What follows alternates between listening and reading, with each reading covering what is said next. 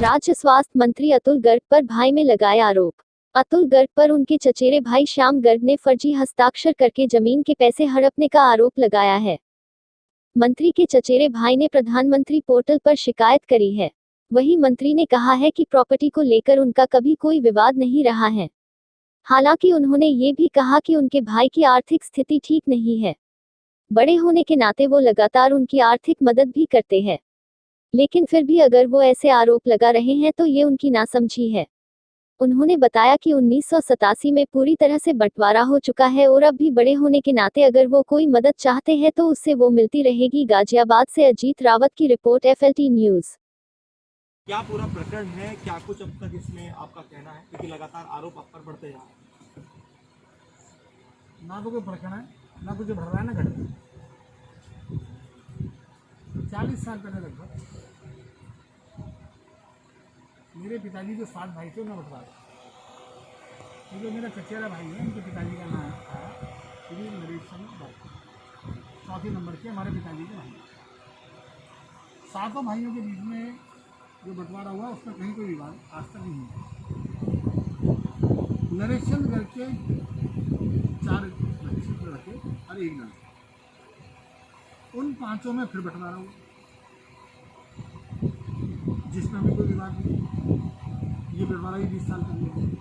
उस बंटवारे में श्याम गर्ग जिसका विवाद है, उसके हिस्से में जो प्रॉपर्टी, मकान, दुकान और जो सामान आया, जो प्रॉपर्टी आई और जो हमारे परिवार की जो सबसे प्रेस्टीजियस दुकान की कंपनी, वो उसने 6 साल में बेच दी। किन कारणों से बेच दी आप वही बताएगा। ठीक है, वो बर्बाद हो आर्थिक रूप से। उनके बड़े भाई आलोक गर्ग और उसकी माँ, हमारी चाची, ये लोग उसकी देखभाल आगे करते हैं, उसके घर के खर्चे का पैसा देते हैं।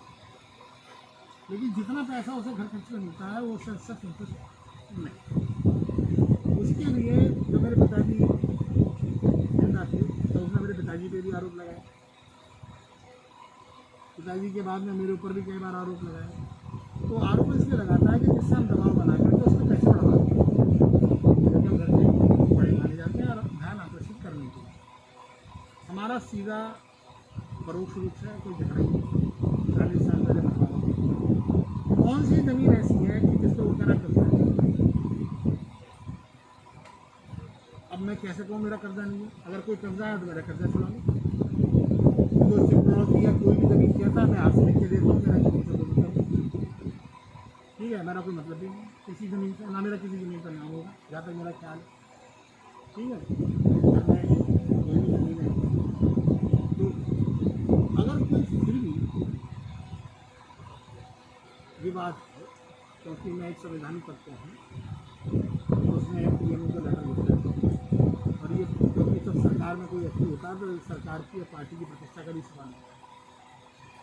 तो इसमें कोई उच्च स्तरीय यदि कोई जांच कमेटी रहती है तो मैं उसका स्वागत भी करूँगा और उसको पूरी तरह से सहयोग। अच्छा ये होता कि उसने मेरे को कोई नोटिस दिया होता पहले, आपके पास जाने से पहले। अगर मैंने कोई चीज़ कब्जा कर दी है तो मेरे खिलाफ कोई FIR करी होती कि मैंने कोई लेटर लिखा है, कहीं कोई कोर्ट केस किया होता मेरे खिलाफ सीधा प्रेस में जाने से। तो कभी किसी को यदि किसी की प्रॉपर्टी को अगर कोई कब्जा करता भी तो वो कोर्ट की शरण में भी जाता। तो मेरे को आप लोगों के द्वारा पता पड़ा कि कोई हाई कोर्ट में केस का उसने जिक्र किया, तो ये मैंने अपने छोटा भाई, चचेरा भाई, जो कि श्याम गर्ग का सबसे बड़ा भाई, आलोक गर्ग ये मेरे बराबर है, तो इन्होंने मुझे बताया कि भैया इसमें कोई मुकदमा किया, वो मुकदमा वो सिविल कोर्ट से है, उसका रिवीजन वहाँ चल रहा है। ये इन्होंने मुझे आज बोला और उसके अंदर उस रिवीजन के अंदर वो हराना केस है और उसमें मेरा कोई नाम है ही नहीं उस पूरे केस में जो वो कोर्ट केस दिखा रहा है। तो कहीं की रीढ़ कहीं का रोड़ा, तो सिर्फ परेशान है, परेशानी के हालात में। लेकिन अगर किसी लड़के की सगी माँ उसके साथ नहीं, यदि किसी व्यक्ति का सगा ससुर भी उसके साथ नहीं, यदि उसकी सगी बहन उसके साथ नहीं, तीनों भाई भी उसके साथ नहीं हैं। हम 24 भाई बहनों में से 23 उसके साथ नहीं हैं। पूरा परिवार हमारा बना हुआ है। तो इसके अलावा और मैं क्या सफाई दूँ, मुझे लिखूँगी।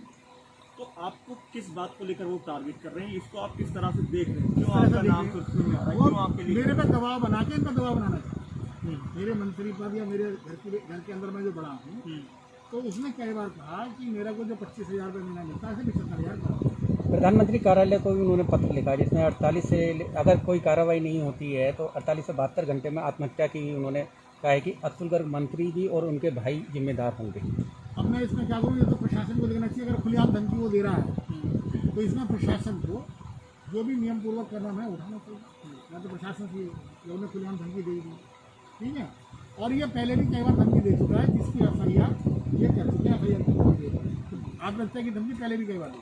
अच्छा, जिस साइन का वो बार बार जिक्र कर रहे हैं, क्या उसकी जांच होगी? मुझे नहीं पता क्या मामला है, वो जाने।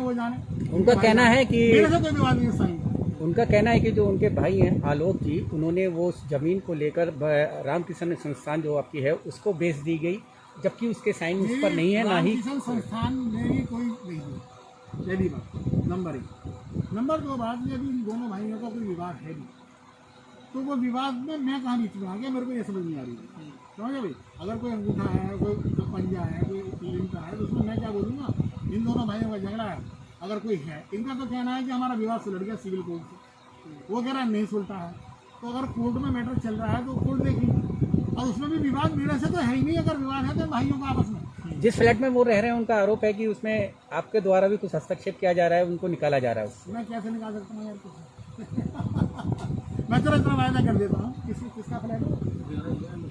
चलो मैं इनसे कह दूँगा उस फ्लैट से भी निकालो, मतलब इनका फ्लैट है, मेरा कोई मतलब नहीं, लेकिन उसे घरवान से बेघर ना करा जाए। ये मैं प्रेस के सामने इन दोनों भाइयों को डांट के कह रहा हूँ कि उसे नहीं निकालो, ठीक है। और बता, और सुनिए, उसकी रोटी पानी की चिंता पूरा परिवार फिर भी करेगा, चाहे वो कितने हमले हम पे करे। उसके बच्चों की चिंता पूरा परिवार करेगा, क्योंकि वो हमारे खानदान का है।